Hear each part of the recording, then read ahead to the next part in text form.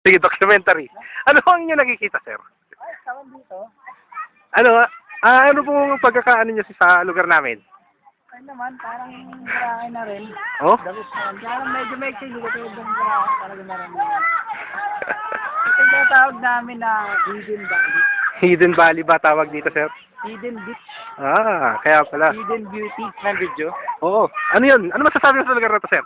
Maliwanag. Brad, kudakan mo naman ako. Oh, Brad, ito yung kodak mo.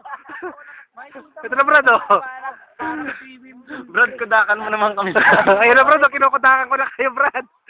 Sa documentary tayo. Kodak. Brad, may bato din ako.